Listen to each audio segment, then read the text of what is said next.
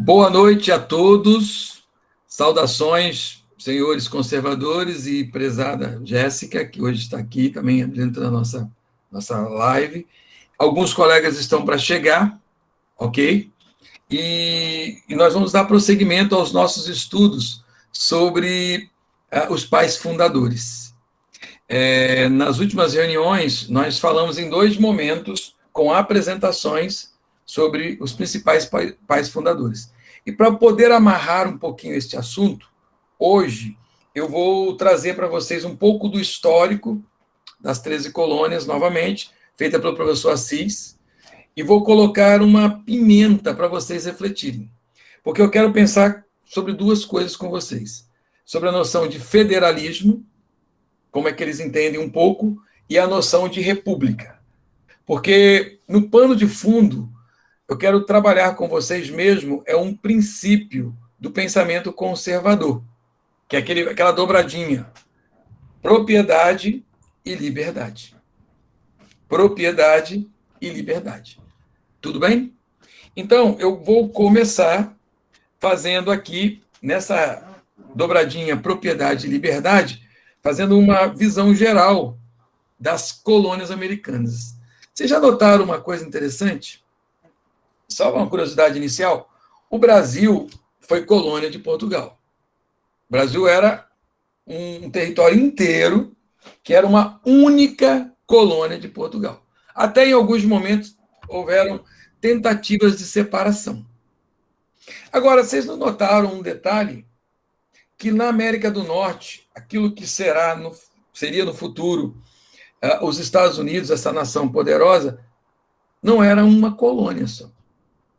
O nome eram 13 colônias britânicas. E aí eu vou fazer um pouco do histórico aqui, ok? E fazendo esse meu histórico, eu olhei algumas coisas do curso que eu fiz de História, que eu dou aula disso. Também estou baseado no professor Guilherme Freire, que alguns aqui conhecem, numa fala dele sobre isso, e mais umas outras coisas que eu andei pesquisando. Mas eu queria que vocês pensassem inicialmente. Todo o território nacional brasileiro, o tempo todo, era uma única colônia. Agora, a pergunta é, por que 13 colônias? Se alguém quiser falar alguma coisa também sobre isso, quiser me interromper, fique à vontade. Mas isso é interessante. Por que 13 colônias e não uma única colônia? Tá certo?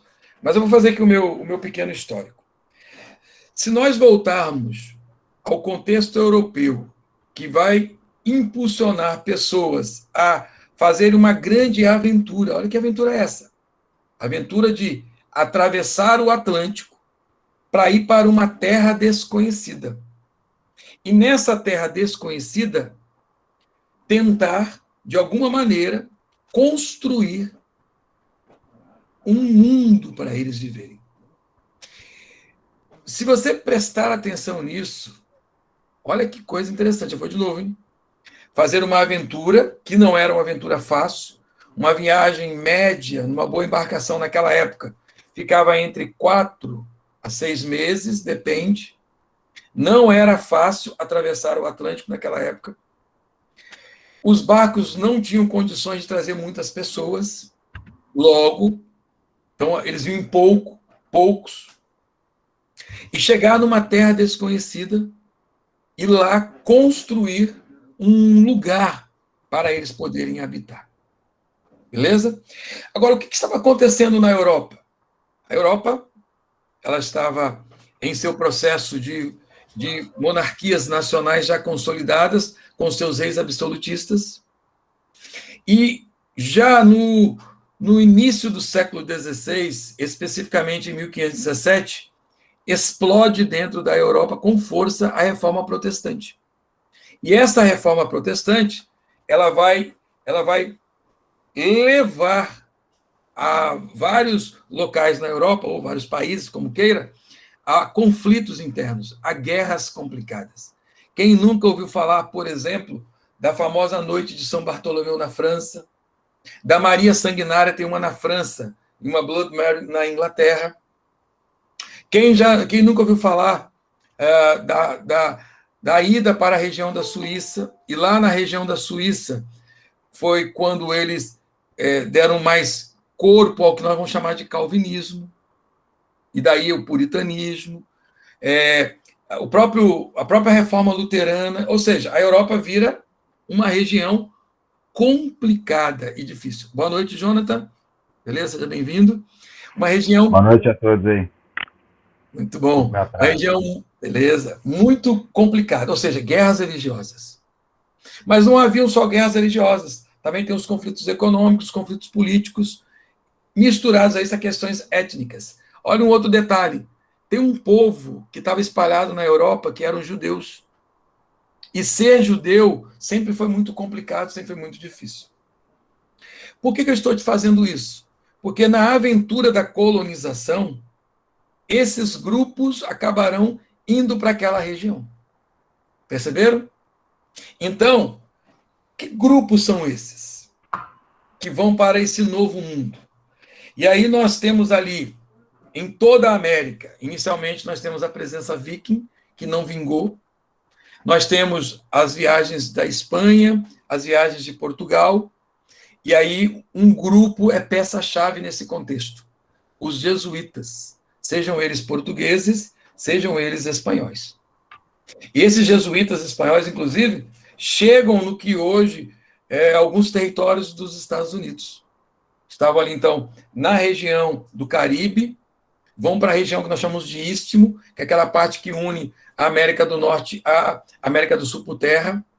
Muitos chegam a bater, chegam na região da Flórida, então você vê já uma presença católica com os jesuítas ali. Então, esse é um pouco do contexto. Depois eles vão lá para a região, sobem para a região que vão dar origem ao estado de Novo México, Califórnia, etc. E tal. Então, esse é um pouco do contexto. Mas aqueles ingleses, em especial, que vêm para a Terra, ou irlandeses, escoceses e outros grupos, a gente tem que identificar quem são eles. Então, a primeira região que começou a ter povoamento ali foi o que seria hoje a região da Flórida.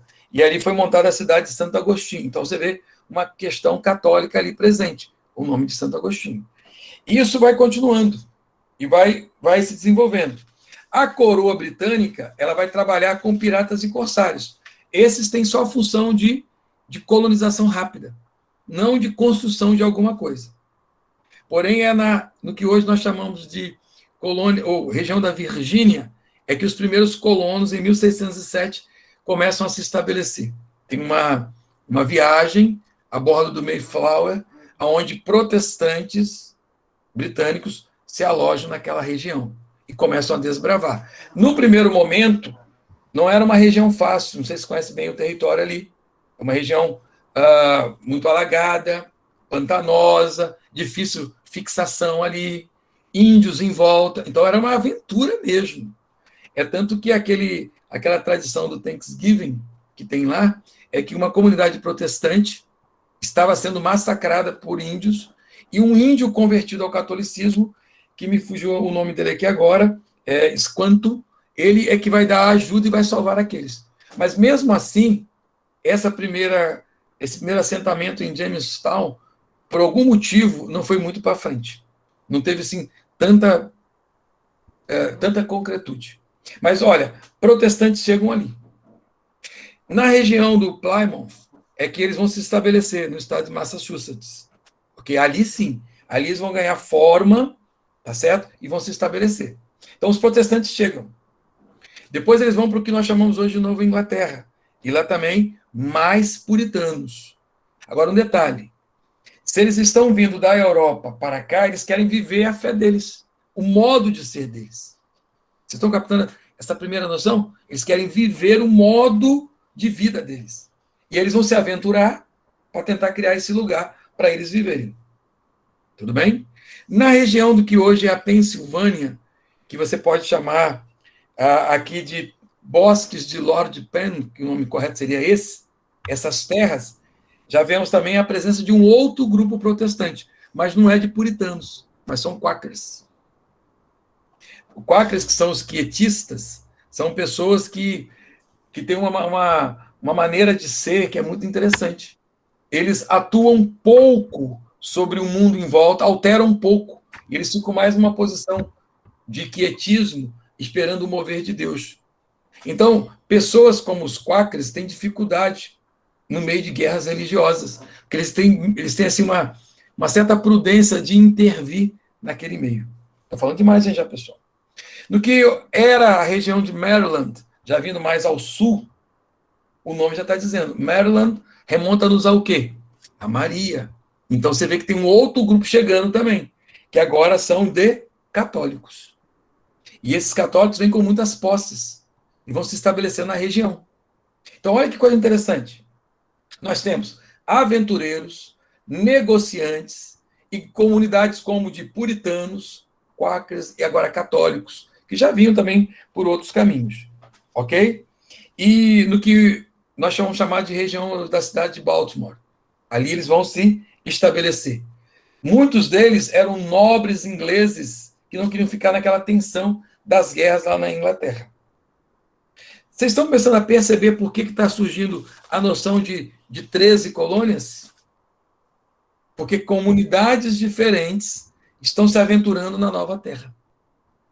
E aqui no sul dos Estados Unidos vai virar uma mistureba.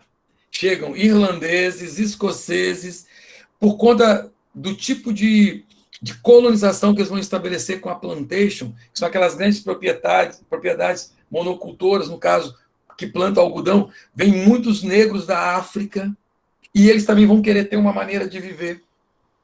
E ali você começa a ver uma cultura de irlandeses, escoceses e desses também americanos que vão chegar na região, vai ter uma mistureba ali muito grande.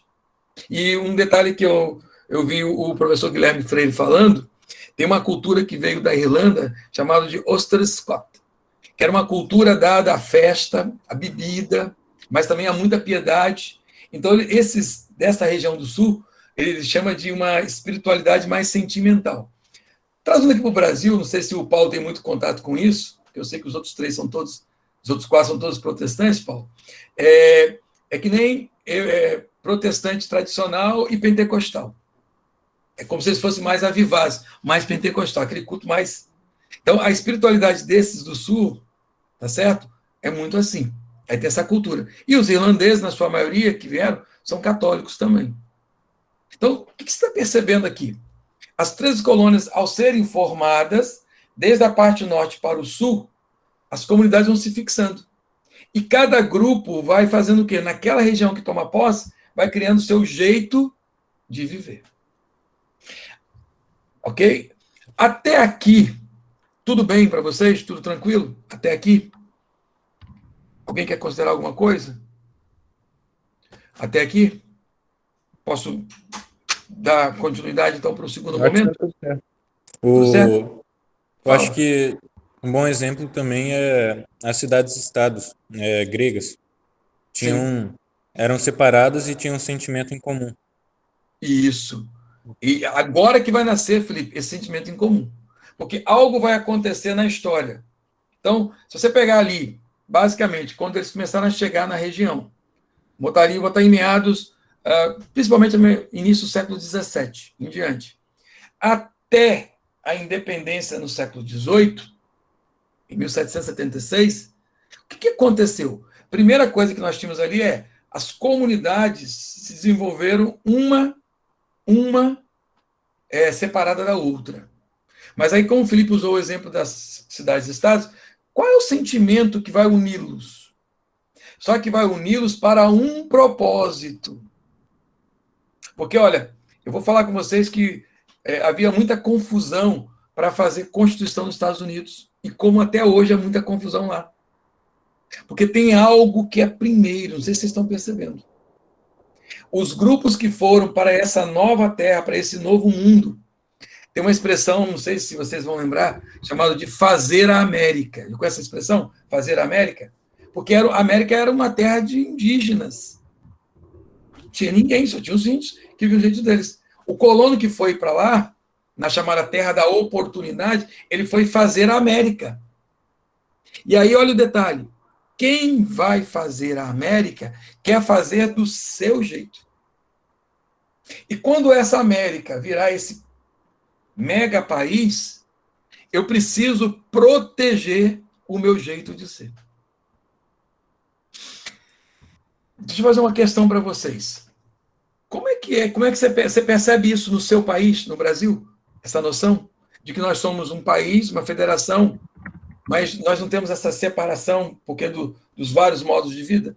A tendência no Brasil, você há de concordar comigo, não é sempre juntar num bloco só, e aqueles que discordam são forçados a viverem daquela maneira, daquela forma? O que vocês pensam sobre essa questão?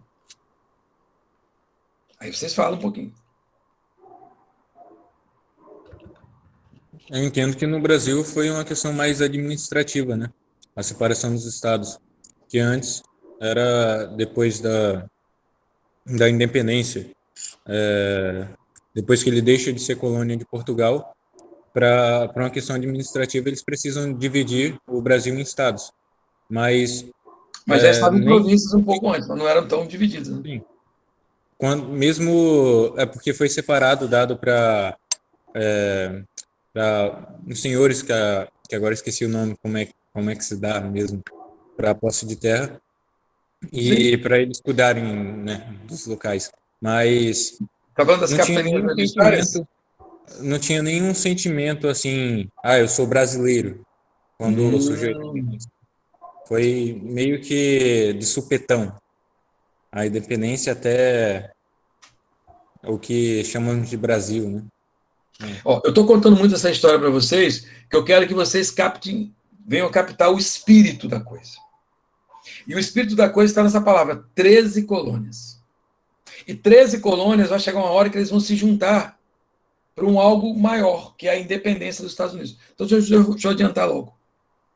Eles passam pela Guerra dos 7 Anos, eles são levados a lutarem a Guerra dos 7 Anos, não todo mundo, alguns, ao lado, que era o interesse britânico, pelo que seria a região de Quebec, okay, que vai dar origem ao Canadá.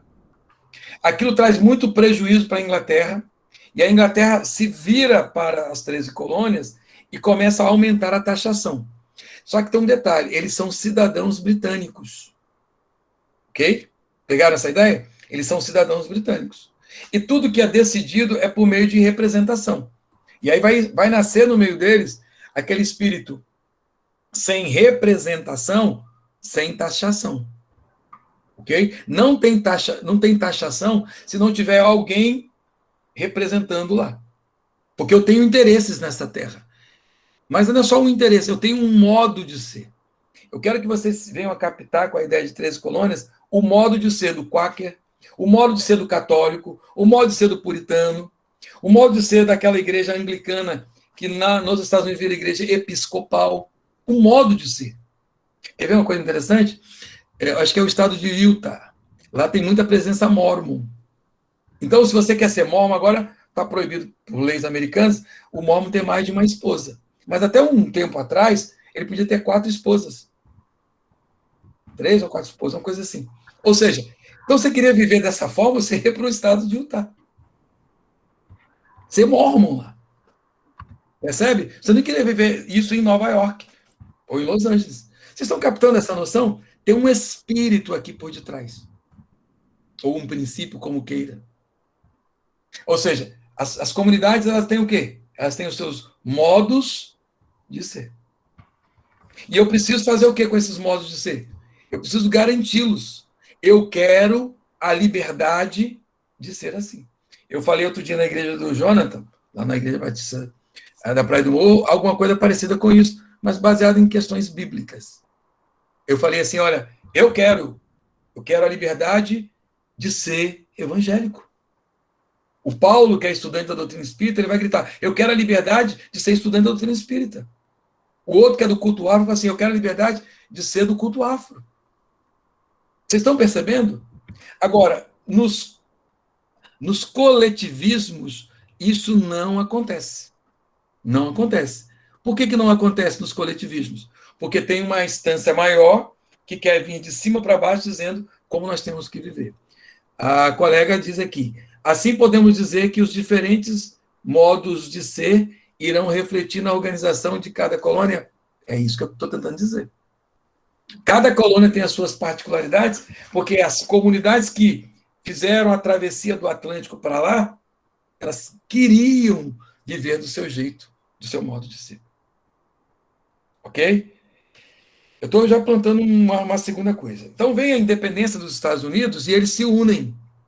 Eles se unem contra um inimigo maior. E aí eles passam toda a aventura da independência. Batalha de Yorktown é considerado o marco final da vitória dos colonos. Ok? Eles vão ao Tratado de Paris, como é chamado, e assinam com o governo inglês que reconhece a independência. E agora eles estão separados do Império Britânico. Tudo bem? Só que agora eles têm que se voltar para quê? Para falar, que país é esse? Se você ver um pouquinho da história do George Washington, ele queria voltar para a fazenda dele, viver as coisas da fazenda dele, da comunidade dele. Mas não dava mais. Agora, eles vão ter que organizar um país.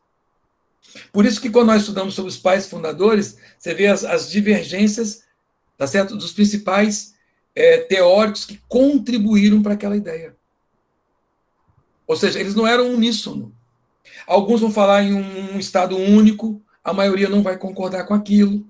Eles fazem inicialmente um rascunho para a Constituição, esse rascunho não vai para frente. Depois eles criam a Constituição dos Estados Unidos, e na Constituição eles vão adotar alguns sistemas.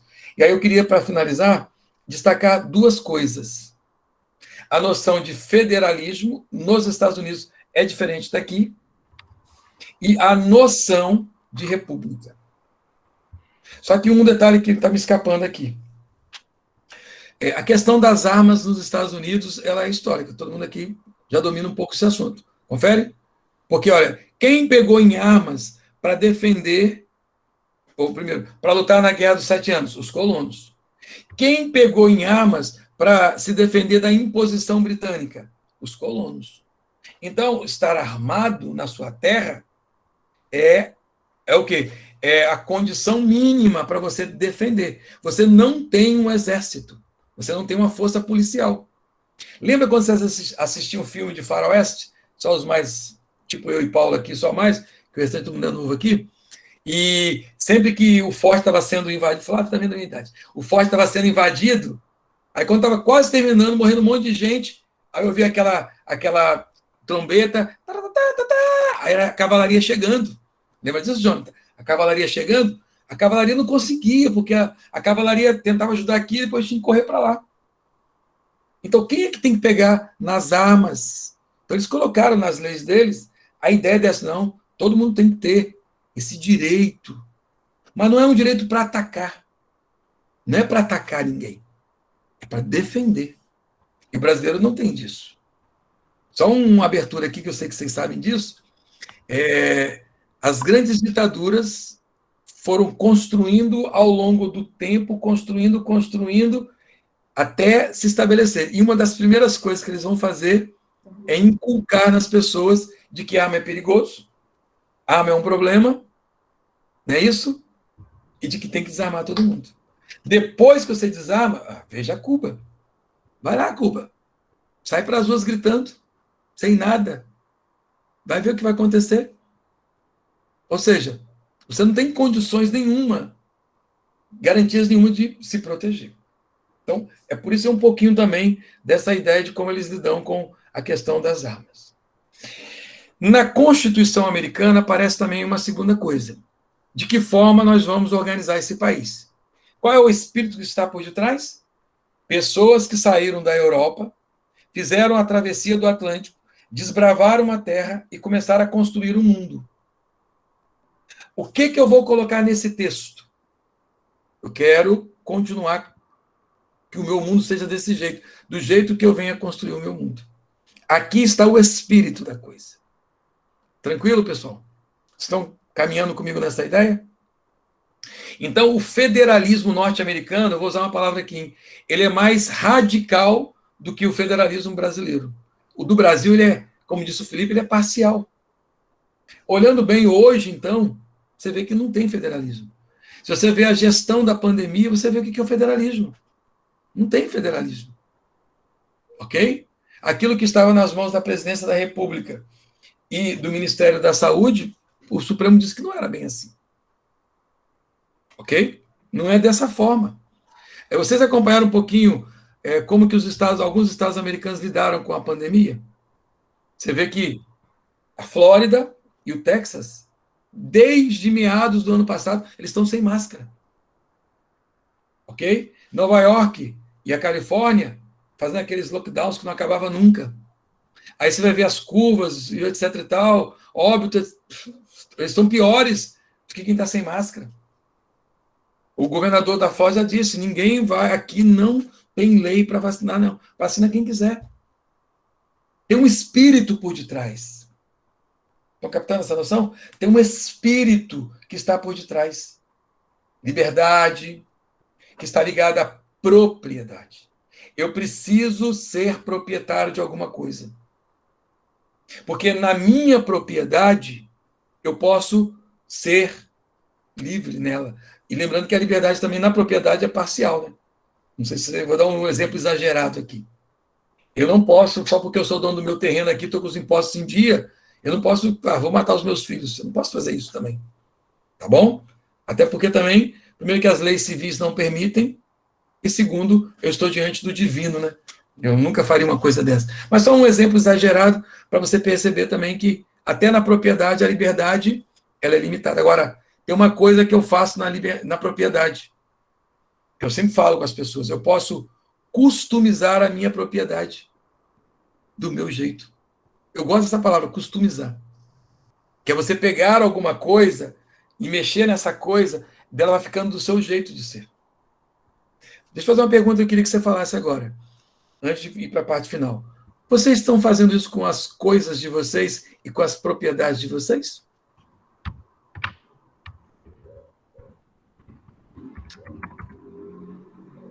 Quer falar?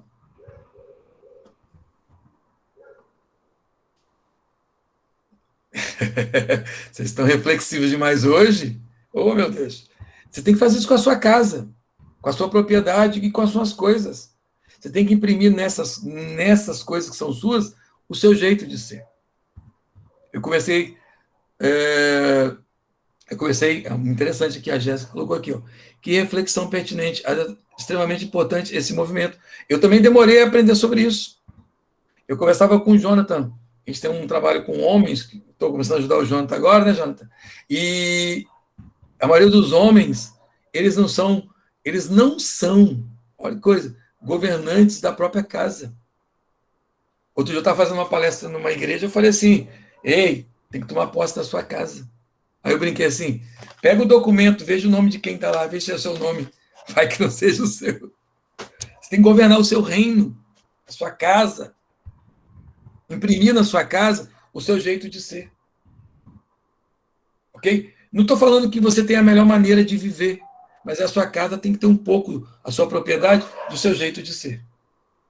E aí, indo para os finalmente, duas ideias aqui. O federalismo americano ele é mais radical, ele tem um espírito de 13 colônias, ok? Eles têm algo como um guarda-chuva comum, onde ali está comungado aquilo que eles entendem, o que é bom para salvaguardar o mundo deles, seria o que eles chamam de Estados Unidos. Então tem uma ideia comum, porém, a maioria das coisas são decididas nesses estados, por isso que o nome é Estados Unidos da América, no caso do Norte. O nome está dizendo Estados Unidos. Não é um único país, são 51 estados. E que tem em cada estado o seu jeito de ser.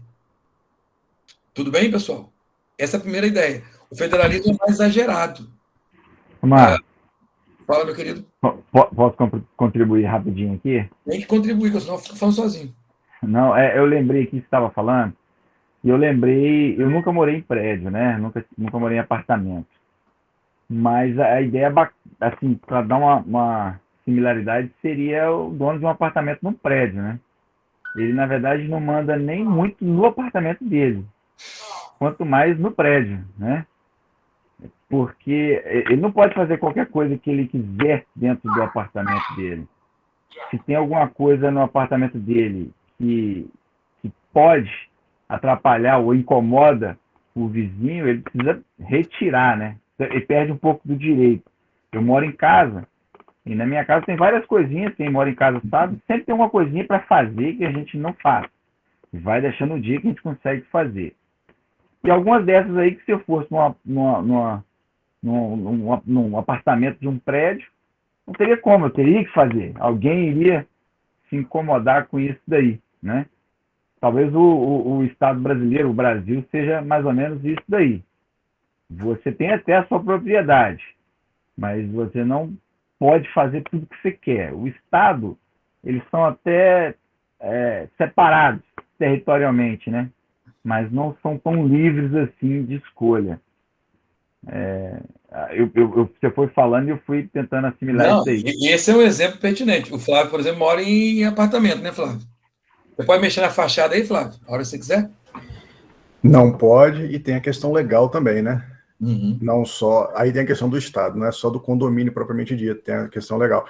Mas foi um exemplo interessante que o Jonathan trouxe, porque dentro desse conceito de condomínio, quão importante é, ou são, né, os líderes, esses que encabeçam a organização daquela estrutura, no caso do condomínio, né? Quando você tem realmente o pensamento comum, porque você sabe que morar em condomínio tem pessoas e tem pessoas, né? Mas quando a gente percebe maturidade dentro de um processo administrativo comum, o quanto o negócio flui, né? A partir do momento que a gente conseguiu conciliar interesses comuns, né? Esses Estados Unidos do condomínio Morada do Sol, onde eu resido, né? Tem se transformado de uma forma muito positiva. Então, assim, essa questão, quem está estudando dos pais fundadores, né? A questão da liderança, o quão importante dentro de um processo de unificação de um Estado, de um condomínio, de uma cidade, de um país. Por isso está sendo assim, para mim tem sido muito interessante o conhecer, lógico, o que está por trás de tudo isso que aconteceu, mas também desses líderes. Isso, quando a gente estuda esses negócios, esses tópicos todos, a gente quer captar o espírito. Eu já senti que vocês já perceberam o espírito que está por detrás. Porque, olha, eu vou falar um pouquinho também sobre igualitarismo. Paulo? Marcos, infelizmente, eu vou ser um pouco pessimista em relação ao nosso momento atual, porque se você parar para avaliar, se falou em líderes, né? Quando você fala, por exemplo, dos Estados Unidos e você fala dos líderes, você tinha pessoas marcantes, personalidades marcantes, né? Personalidades bem definidas, homens e mulheres fortes, né? Pioneiros, com costumes, tradições. Hoje, o que nós vemos, não só, para mim, por exemplo, você fala dos Estados Unidos, mas o próprio Estados Unidos hoje da América, ele está passando também por um processo global que, se não tomar cuidado, tudo isso vai a pique, né? Mas o sistema deles, Paulo, de freios e contra-freios e outros dispositivos que eles têm são maiores que o nosso, porém a cultura está sendo destruída, isso eu concordo contigo. Mas lá é mais difícil que aqui.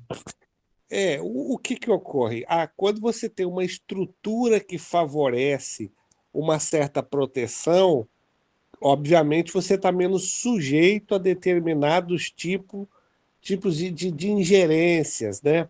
Mas, infelizmente, o que eu percebo é que, de uma maneira global, hoje a gente devagar vai perdendo, porque quando você tem uma coisa que para mim é muito clara é o seguinte, o Marco Antônio e colegas, você construir é produto de uma vida, você destruir 5 minutos, 10 minutos, 20 minutos, você destrói tudo.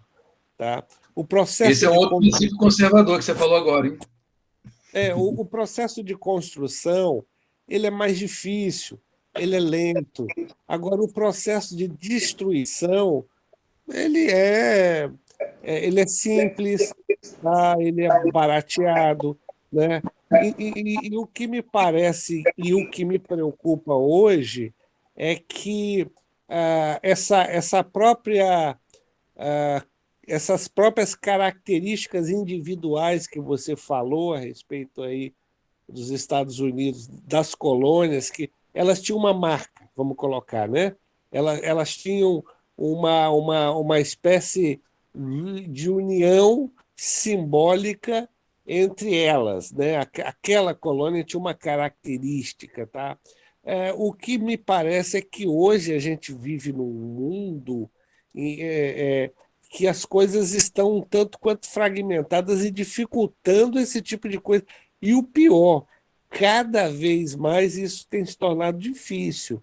É por isso que nós precisamos tomar cuidado. Por exemplo, o Flávio falando a respeito do condomínio, o condomínio é uma instituição que ele conspira contra o Flávio. Eu digo isso porque eu já prestei serviço para condomínio também, da área contábil, participava de várias reuniões de condôminos, né? E é cômico você ouvir, por exemplo, um morador do apartamento de baixo ele brigar com o morador do apartamento de cima porque ele frita peixe e ele não gosta de cheiro de peixe, entendeu? As brigas são as brigas mais ridículas, né? É, você não tem liberdade dentro de um condomínio. A verdade é que você mal tem liberdade dentro daquele espaço que é a sua área privativa, né? Porque na comum você não tem. E como o bom senso, o equilíbrio cada vez está mais distante, isso atinge muito a questão condominial, né? Porque você vê. Basta um maluco que ganha, e normalmente são os malucos que se candidatam como síndicos, tá? Eu tenho uma certa experiência nisso. São poucos aqueles mais equilibrados, entendeu? É aquele cara que começa a falar com um, fala com o outro e fala com o outro, e parece o nosso sistema político, né? Eles são astuciosos, malandros, aí ele começa, né? E quando você pensa que não, você tem uma instituição dentro do condomínio totalmente pervertida, né? Porque o condomínio ele é numa pequena escala, pequena, o nosso sistema político, né? Você vai Então, Paulo, só lá, uma parte aqui, Paulo.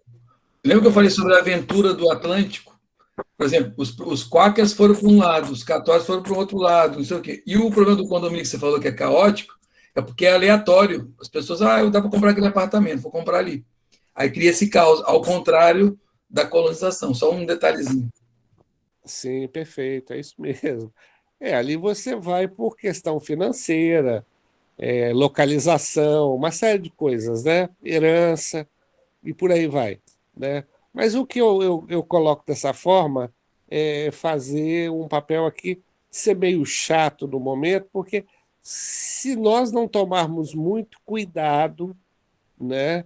Muito cuidado, esse nosso direito à individualidade, à propriedade, a primeira propriedade é a nossa capacidade ou o direito de pensar, de ser, de existir, né? E isso nós estamos sendo bombardeados a todo momento de uma maneira contrária, né? A entregar essa nossa possibilidade de ser, de existir e de pensar, até filosoficamente falando, né? Então, é essa a condição que eu queria colocar aí. Lembrando que o ceticismo do Paulo é um conceito conservador também, tá bom? Porque nós entendemos que, por mais que nós nos esforcemos aqui para buscar o melhor e fazer o melhor, nós não temos condições por causa de uma coisa chamada, né, Paulo? Imperfeição humana. Ô, Marco, Jonathan, Imperfectibilidade humana. É isso mesmo. Perfeito. Jonathan? O Paulo falou aí e me fez também pensar sobre como que nós, conservadores, talvez o espírito de liberdade que nós temos ele também acaba fazendo com que nós pensemos o seguinte: bom, eu não vou me intrometer na vida do Paulo porque ele tem a liberdade dele. E acaba que os conservadores parecem muito mais divididos, distantes uns dos outros, do que o progressista. Porque o progressista, se você pensar bem, eles também estão divididos. E a ideia realmente progressista é dividir, é fragmentar ao máximo as minorias. Só que criar um inimigo em comum, que é o conservador. Então, você fragmenta, ou seja, fragmentando, você não existe união e unidade, e aí você perde força. Entretanto, quando você tem um inimigo em comum, que é o conservador cristão, você acaba tendo uma união. E o conservador, por sempre acreditar que o outro tem a liberdade dele, acaba que perde essa união e essa unidade. Não sei se fez sentido, porque enquanto o Paulo foi falando, eu fui tentando fazer a minha análise aqui. Esse é o espírito da esquerda progressista. Você falou, foi perfeito. Eles fragmentam, eles impõem aquela coisa da luta de classes de um contra o outro, é sempre o jogo deles. Agora, o problema de nós conservadores é que o que acontece com a gente? Não que a gente não consegue se unir, é porque a gente, em primeiro lugar, a gente sempre mantém essa coisa de não, deixa cada um ir com a sua vida, entendeu? E o próprio tempo vai separando o joio do trigo. Então, porque politicamente, para o conservador, é muito difícil. O Brasil não tem tradição. Teve no passado um partido conservador, 2 vezes, 2 tentativas, mas ele não criou essa tradição como tem na Inglaterra, onde você tem um grupo que é ligado ao Partido Conservador, como é os republicanos nos Estados Unidos. Nós vamos criar essa coisa, mas não como um partido de imposições, mas dessa coisa comum. E sempre nós teremos um pouco de coisas só do que é comum a todo mundo. Nunca tem aquela coisa de ter muito bem em comum. Porque, olha, o que é o igualitarismo? Estou trazendo agora um outro assunto. O igualitarismo, a igualdade, ok, jurídica, ela é essencial. Mas o que é o igualitarismo? O igualitarismo é uma forçação de barra. É forçar todo mundo a ser de uma única forma. É forçar todo mundo a ter o mesmo comportamento. Por exemplo, na linguagem, o politicamente correto é um igualitarismo, um exemplo máximo de igualitarismo. Porque é uma maneira que nós temos de quê? De falar. E se você não fala daquela forma, você, como diz o pessoal, você é cancelado. Então você repara só, eles falam igualdade, mas o que eles estão querendo dizer é igualitarismo, que é aquilo que nós chamamos também, que é falado muito no direito, aquela reflexão da igualdade por decreto.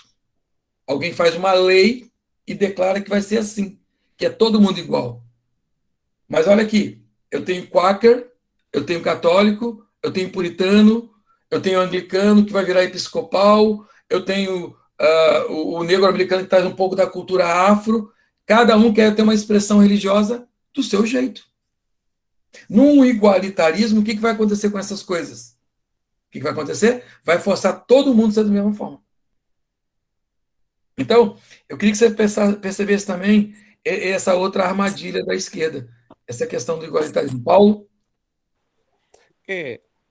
Talvez a grande força que o conservador tem, que seria uma integridade moral, né? Que seria a força dele. A integridade moral, ela em alguns momentos, ela dificulta com o adversário, porque o adversário não tem isso, ele nem sabe o que é isso. Né? É o que o Jonathan falou. Não sabe o que é isso. Enquanto nós estamos jogando dentro das 4 linhas, eles jogam de todas as maneiras e formas. Eles não têm essa integridade. Então, isso dificulta, porque nós jogamos dentro das regras. Para eles, não existem regras, né? Então dificulta. Hoje eu estava vendo um documentáriozinho sobre a Segunda Guerra Mundial e a Inglaterra ela criou uma espécie de, não sei se seria departamento, eu vou usar o termo departamento, que vai dar no mesmo, tal, que era o seguinte, na Segunda Guerra Mundial, era uma espécie de serviço secreto deles, tá? E que valia quase que tudo, né? Inclusive grande parte da sabotagem que a França, a resistência francesa, ela foi extremamente importante, né, na Segunda Guerra Mundial, ela foi muito atuante, né? Facilitou um pouco a vida lá do pessoal na Segunda Guerra Mundial, essa resistência, por exemplo, oferecida na França. E o que acontece? Eles criaram uma estratégia evidente que, por exemplo, nem a própria pessoa que participava desse movimento, né, ele sabia que ele participava desse movimento, porque a ideia, de fato, era não dar nome, né? Por quê? Caso eles fossem pegos, eles não poderiam, sob tortura, entregar companheiros, essa coisa toda, né? Que é uma estratégia interessante, né? Então é o seguinte, mas chegou um momento, ela era extremamente eficiente, mas chegou um momento que um determinado político lá começou a questionar a, a forma com que isso era usado, né? Que é aquela coisa moral, né? Quando ela entra, né?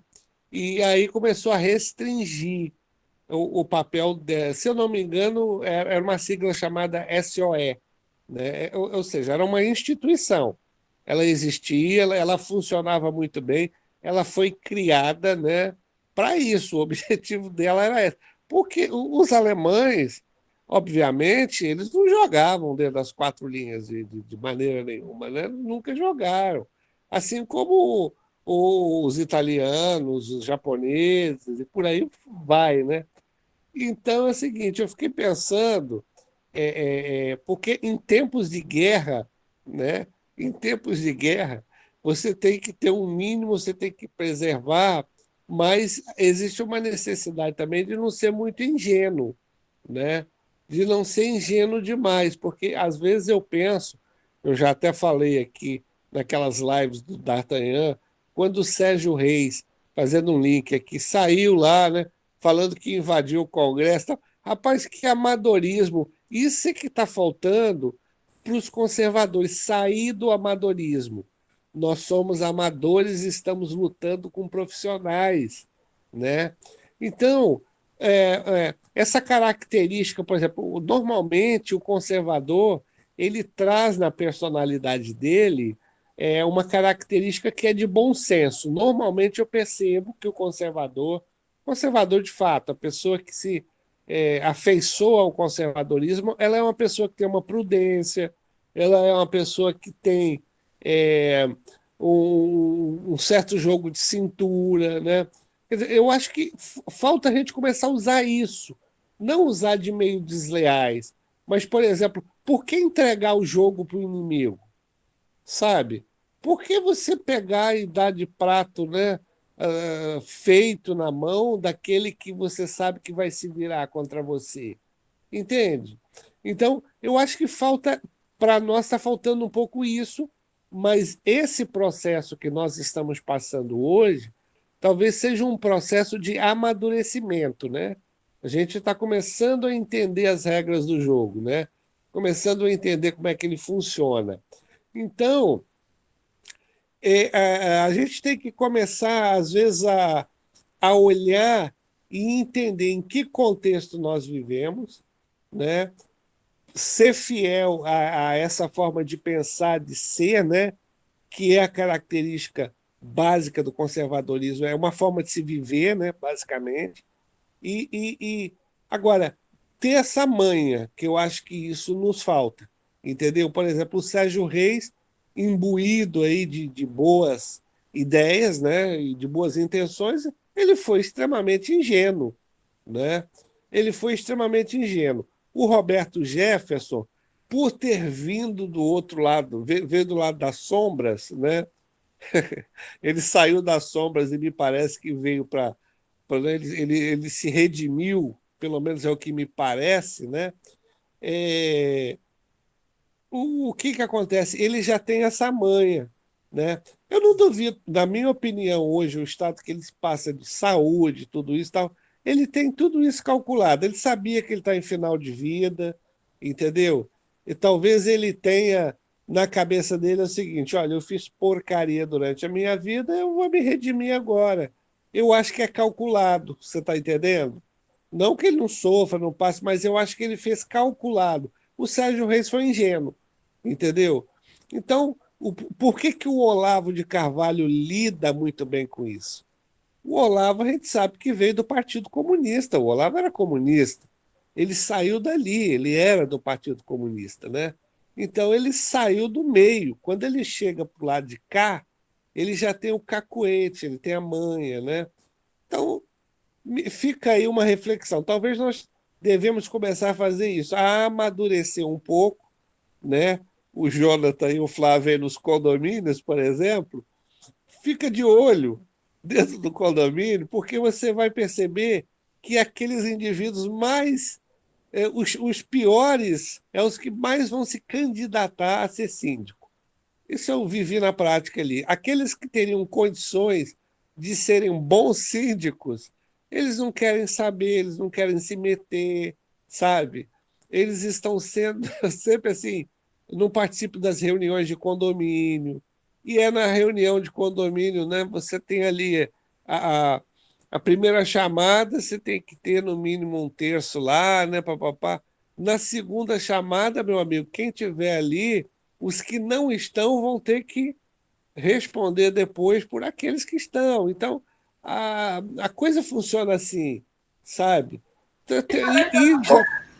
Mas, ô Paulo, Um pouco. Paulo, mas Sim, o que eu já tenho percebido é o seguinte: por mais que existam essas pessoas e existe sim, né?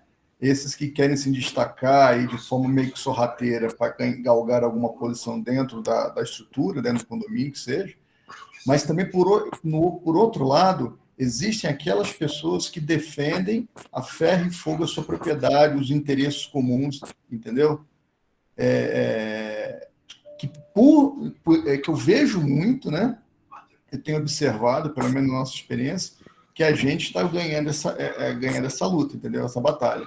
Existe uma transformação no ambiente que eu vivo com essas pessoas que pensam no bem comum, defendendo sua propriedade, defendendo aquilo que entendem que é de direito ser defendido, entendeu? sim, o Flávio, eu compactuo da sua forma de ver, entendeu? Eu também percebo isso em todas as instâncias. É que, como eu tenho uma noção muito clara de que nós somos criaturas imperfeitas, entendeu? E de que a construção ela é muito mais difícil do que a destruição, eu sempre fico com o pé atrás. Você está entendendo? Porque, por exemplo, se você parar para avaliar, olha o que está acontecendo. Vamos pegar um exemplo simples aqui para a gente, que é o nosso contexto, o Brasil, certo? Nós elegemos um presidente aí que com viés conservador, né? O mais próximo daquilo que a gente entende por conservadorismo é o Bolsonaro mesmo, no momento né? Tá. Aí, quando as pessoas estavam ali rindo, né? Ou, não digo rindo, mas quando as pessoas comemoravam a prisão do Lula, olha a orquestração que vinha sendo feita por trás. Entendeu, Flávio?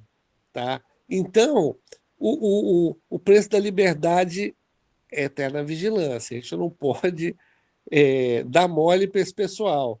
Então, sempre assim, num âmbito de um país como o nosso, se você bobear, nós vamos ter um cara como o Lula, que fugiria a toda falta de possibilidade possível, jurídica, moral, educacional, de competência, ele foge a tudo isso.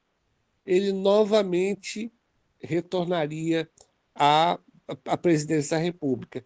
E a gente não pode achar que... Eu vi um comentário do Caio Coppola que ele disse o seguinte: olha, quando sai uma pesquisa dessa aí do Datafolha, disso, daquilo lá, que tem uma manipulação, tem, que tem um erro, tem, mas tomem muito cuidado, tá?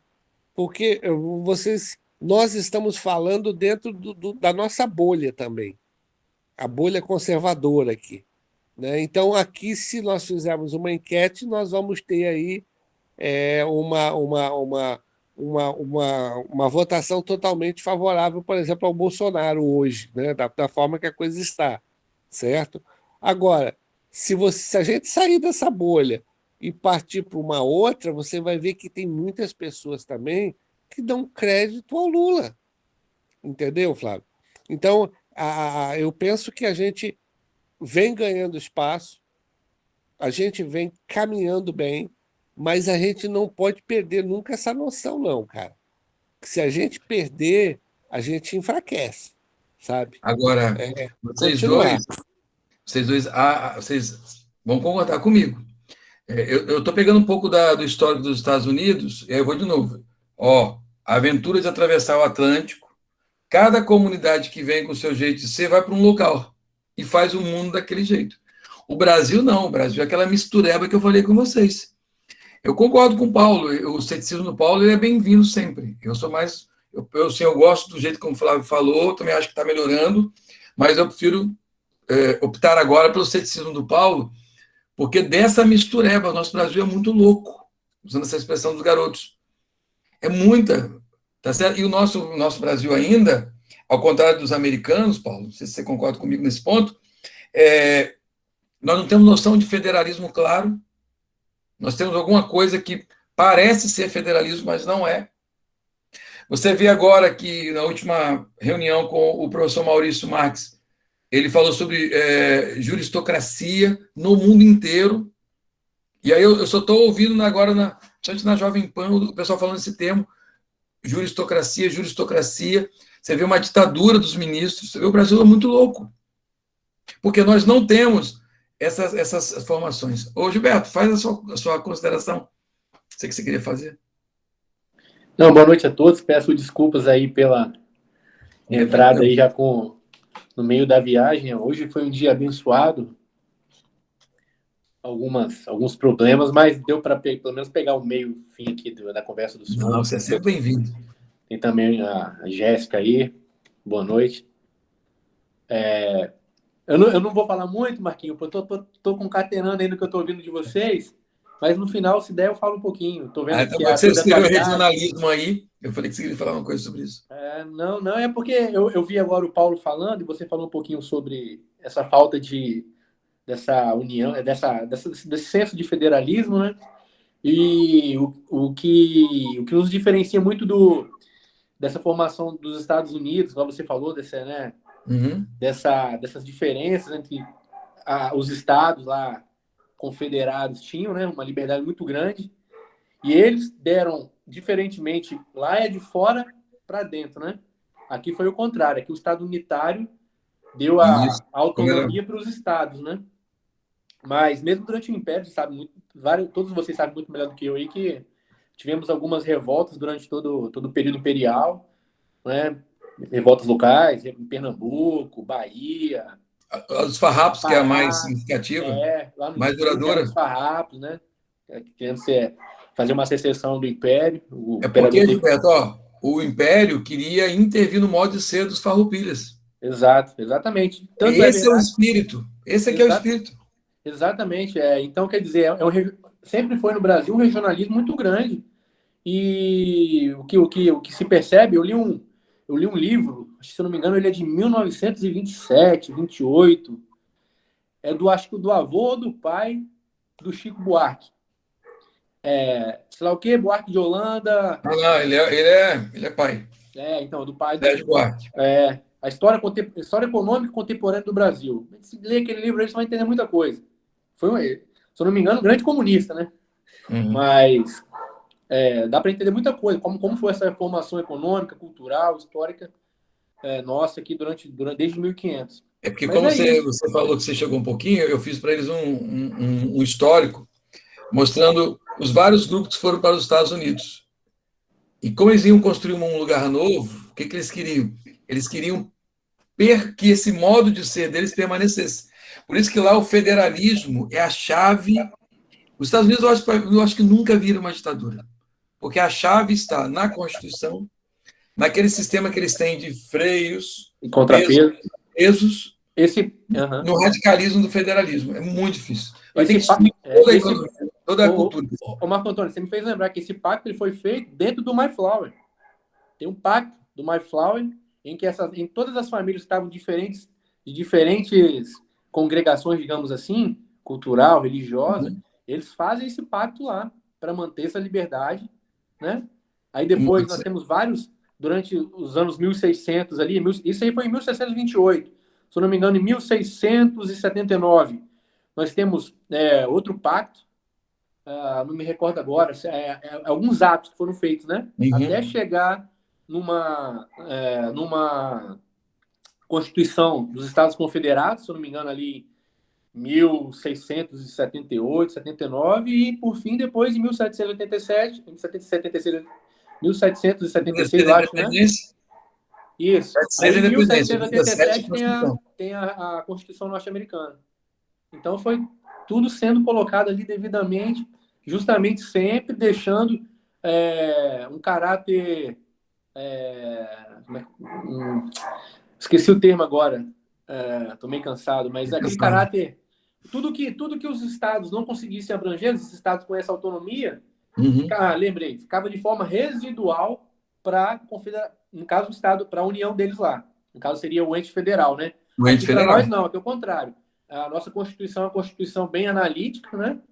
Que a competência geralmente está praticamente nela e que essa forma residual, o que a Constituição não deu de competência para a União, cabe para os estados, né? Tem uma coisa aqui na formação do direito nos Estados Unidos, que você conhece bem, que é a base de estudo de casos, que é diferente daqui. A nossa Constituição ela é inventada, ela é tirada do raciocínio de pessoas. Sim. Por exemplo, depois vocês prestem atenção, observem o Luiz Felipe de Orleans e Bragança falando sobre o projeto que ele tem de nova Constituição dos Estados Unidos, sem constituinte, que eu quero entrar no último ponto agora. Ele tem um projeto e passa por a eleição do ano que vem. O Luiz Felipe explicou, no ano que vem a gente tem que aumentar o número de deputados e senadores conservadores ou simpatizantes do conservadorismo.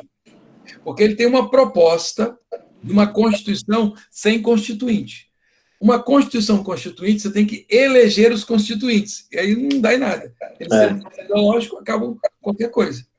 Só que ele já tem uma Constituição pronta que ela vai ser uma nova outorgada. E ela vai garantir os princípios conservadores. Entendi. Por que disso? É uma Constituição pequena e que deixa mais nas comunidades a maneira como de definir a modo de ser deles. Por exemplo, você me perguntar sobre ICMS agora, esse problema brasileiro do ICMS. Se o Brasil fosse um país de federalismo claro e evidente, nós não teríamos problema com o ICMS. Nós somos um parlamentarismo disfarçado, né? Como há um problema sério nos estados, etc. e tal, eles aumentam demais as alíquotas e aí o governo vai ter que fazer algum tipo de intervenção no sentido de alguma lei para diminuir isso. Mas, no fundo, se houvesse mesmo essa liberdade, era para que cada estado definisse. Mas o que está acontecendo mesmo, todo mundo sabe aí, né, Marco Antônio, pessoal, é que eles estão fazendo cerco contra a União. Estão fazendo cerco. O presidente vai tirar a taxação do óleo diesel, o governador vai e sobe aqui. Entendeu? Os governadores, de uma maneira geral. O STF dá uma decisão tirando a competência da União sobre saúde e deixa a cargo dos governadores e prefeitos como lidar com a pandemia durante esse tempo todo, nesses 2 anos aí. Agora estão querendo colocar a conta no presidente. O presidente, se a gente pegar, não sei se tem muita gente de direito aqui, se nós pegarmos as competências, né, do Executivo, do Legislativo e do Judiciário Federal, a gente vai perceber que praticamente o presidente Não tem nada. ele é o chefe, ele não manda. Quem é que faz lei? Legislativo. Legislativo. Aí, o presidente ele pode fazer lá no artigo 60, né, medida provisória de caráter de urgência e relevância. Só que ele tem que passar pelo crivo do Legislativo. Congresso Nacional, pela Câmara dos Deputados e depois pelo Senado. Tá. Se rejeitado, acabou, não vira, né? O presidente ele vai nomear, por exemplo, um ministro para algum ministério. Não pode, é vetado. Quando nós tivemos casos aí. Vai Mas nomear o ali chefe ele da deu uma Polícia afinada Federal. também, ele deu uma afinada ali, ele deu uma afinada. Mas tudo bem. Vai nomear o chefe da Polícia Federal. O STF vai e fala que não, esse eu não quero. Então, o O espírito. cara está cercado. Mas aí que tá, olha. Eu estou trabalhando essa pegada com vocês para que vocês busquem o espírito da coisa. Por que a gente vai ter que mexer em muita coisa nesse país? Porque, como o Paulo falou muito bem, eles foram sorrateiramente, a esquerda ela foi se Ocupando colocando espaço. em vários lugares e acabou. Para o espaço. Eles corromperam o sistema. E corromperam na forma da lei. Da lei também. Que está na forma da lei. O nosso trabalho é muito grande para ser feito. Marco Antônio, é que eu sempre falo. Eu concordo com o Paulo quando fala que a direita ainda é amadora, a esquerda é profissional. E são profissionais desde o século XIX. Mas é exatamente o que você falou, eles são pragmáticos. Por quê? Porque eles sabem que num Estado democrático de direito, o que manda é a lei. Enquanto o pessoal da direita fica se esgoelando, eles ficam legislando em prol de causa própria. Foi essa semana, teve um caso aí agora que colocaram lá uma situação aí de um filme, que eu não vou falar o nome, vocês devem saber, que o cara se descobriu agora que ele é bissexual. Tudo bem. Aí, um cara que é conservador foi lá embaixo e ele colocou uma coisa, a frase era mais ou menos assim, olha, depois vocês dizem que não tem nada por detrás dessas coisas, algo do tipo. Não tem nada de homofobia, ataque a ninguém. Só que toda a esquerda, que domina a mídia como um todo, né, foi no cara e homofóbico, pá. Tipo assim, então, aí aprovam legislações e o cara fica com medo, Marquinhos, ele não vai postar. Sim. Então, eles sabem que se legislarem dessa maneira, para essas pequenas, digamos, para as minorias, eles, através da lei, é como sempre foi feito durante a história, pô. Para os amigos, as benesses. Para os inimigos, né? A força da lei. Acabou. É assim que eles estão usando. E aí nasce a última coisa da formação dos Estados Unidos, que é a noção de federalismo e de república. República é um governo de representantes. Então, lembra quando eu citei para vocês, o colono britânico, ele é cidadão inglês. Aí ele falou assim para a coroa, sem representação não tem taxação. Ok? Então, agora esse mesmo espírito, ele volta aqui. Na hora de você montar a Constituição, eles fazem a opção pela República. E a República, ela é sempre de representantes. Lembra sempre, pessoal, democracia é maneira como você faz as coisas. Agora, sistema republicano, que o Brasil esvaziou o seu sistema republicano, ele é o representante de grupos de pessoas e de regiões. É tanto que o Senado americano, ele representa a terra. O Senado é o representante da terra. E o deputado, o representante das pessoas. Você sabe, viu? Percebe a diferença? Como é no Brasil. Só que no Brasil não tem essa força. Ok? Então você tem os representantes do Estado, porém o nosso federalismo funciona, e você tem o proporcional, que é o deputado. Então, o que é a República? Baseado na República Romana. É o governo do representante. Boa noite, Felipe. Aquele que representa a região e as pessoas da região. Aqui é uma outra discussão que nós teremos que fazer depois. Porque nós não temos representantes. Pessoas que nas tribunas e também no judiciário estejam lá representando a maneira de ser dos conservadores. E não só dos conservadores, porque o conservador ele quer também garantir a maneira de ser de quem não é conservador. Aqui que está o grande detalhe. Pode falar. Marquinhos, a grande questão toda, assim, que eu percebo, que não sei se todo mundo tem essa visão, o câncer do Brasil, câncer do Brasil, ele é um câncer histórico, vocês devem ter falado isso já hoje na live. Então é uma metástase, então. Então, é histórico, cultural. Além disso, o grande problema hoje político, que é, né, vem um problema histórico, cultural, social, mas porque a política é poder. Política é poder. Sim, então, a gente tem na estruturação da União, né, dos estados, dos municípios, do Distrito Federal, uma coisinha chamada partido político. E se a gente for pesquisar ainda mais na Constituição Federal de 88, o partido político ele está incluído dentre as cláusulas pétreas. Por exemplo, ninguém pode, né? Por exemplo, se for fazer essa nova Constituição, digamos assim, Marquinhos, ou se fosse emendar, tipo assim, nós vamos ser um Estado esse de representação pessoal do povo, nós vamos exercer a democracia direta, não uma republicana, como a gente está hoje. O sistema é democrático, o regime é republicano, né? Em que os governantes, os representantes do povo são eleitos, né? Está lá no artigo 1º, parágrafo único, que o povo ele exerce de maneira indireta através dos representantes eleitos ou diretamente nos termos da Constituição, através de plebiscito, referendo e esqueci outro agora. Iniciativa popular. Enfim, aí o que acontece? O partido político, o cara que está lá representando o povo, na verdade ele não representa o povo, ele representa os ideais. Se a gente vai mais um pouquinho para frente, tem lá dos partidos políticos, artigo tal, 12 ou 13 ou 14, algo do tipo. E aí quando a gente pega, por exemplo, a gente vai aprofundando a coisa, né, de cada partido, tá lá. Se o cara não fizer aquilo que o partido determinar, ele perde o mandato. Eu sei, eu compreendo, mas isso aí é uma artimanha daquela Constituição. É por isso que o Luiz Felipe de Orleans e Bragança, ele andou falando aí em alguns congressos, que você tem que trocar ela como um todo, mas não por meio de uma constituinte, porque senão você não consegue trocar.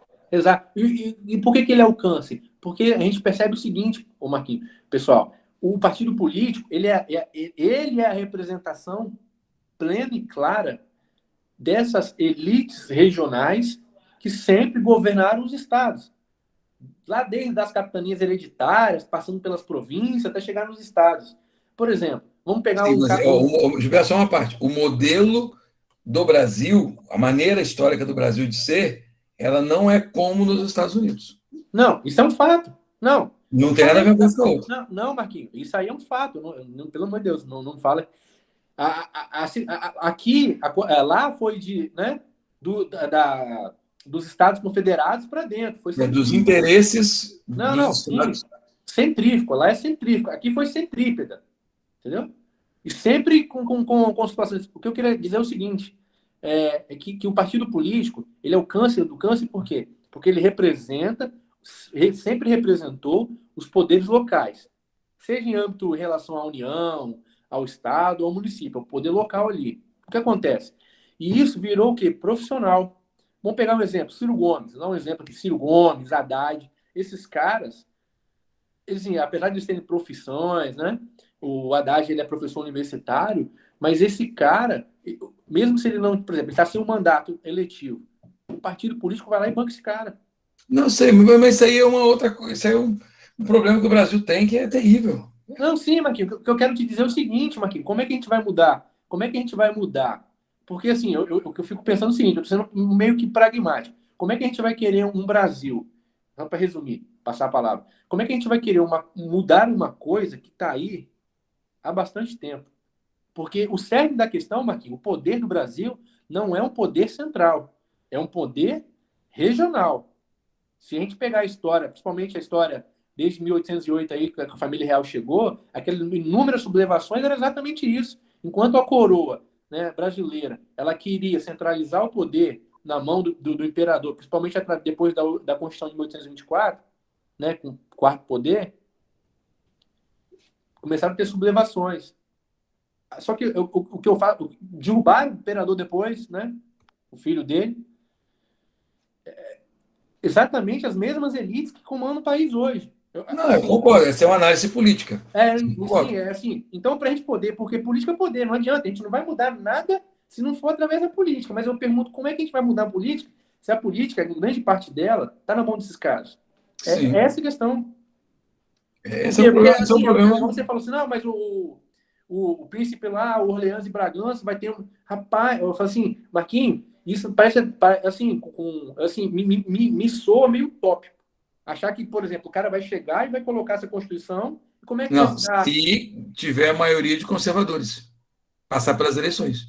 Marquinhos, eles é o que eu estou falando, Marquinhos, o poder está tão na mão deles, dessas elites regionais, por exemplo, agora nós temos o exemplo aqui do Espírito Santo, em que policiais militares, federais, civis, bombeiros militares, guardas municipais, não podem mais concorrer às eleições,